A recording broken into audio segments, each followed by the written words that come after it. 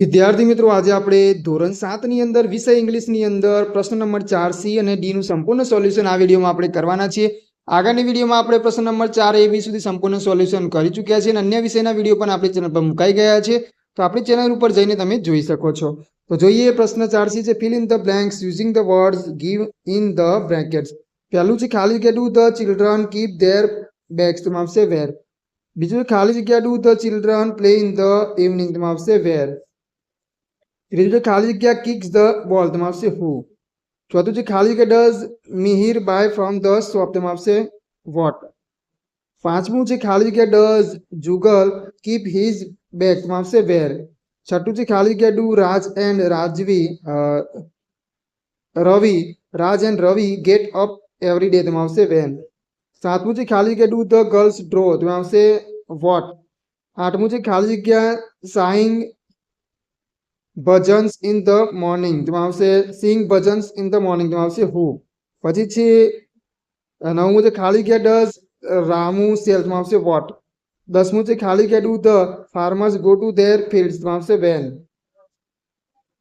11મું છે ખાલી જગ્યા, do you do exercise in the garden, તેમાં આવશે વેન.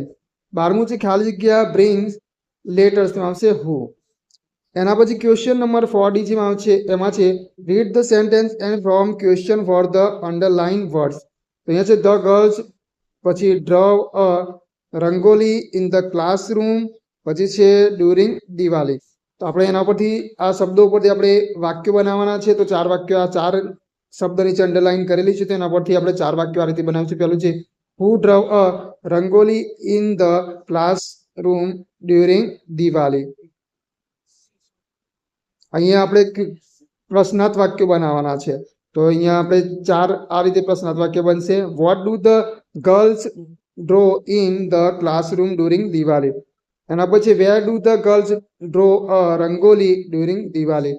અને ચોથો છે when do the girls draw a rangoli in the classroom. એના પછી છે mister Vyas teach English at her house every Saturday. તો અહીંયા વિદ્યાર્થી મિત્રો આ 4 શબ્દો નીચે અંડરલાઇન કરેલી છે. એના ઉપરથી આપણે 4 પ્રશ્નાર્થ વાક્યો બનાવીએ. પહેલું છે who teach English at her house every Saturday. બીજું છે what does mister Vyas teach at her house every Saturday. પાંચમું છે where does mister Vyas teach English every Saturday. ચોથું છે when does mister Vyas teach English at her house.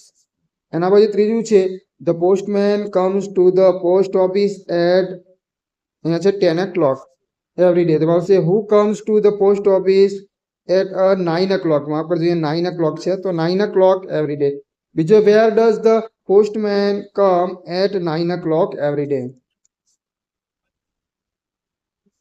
એના પછી ચોથા નંબરનો પ્રશ્ન છે,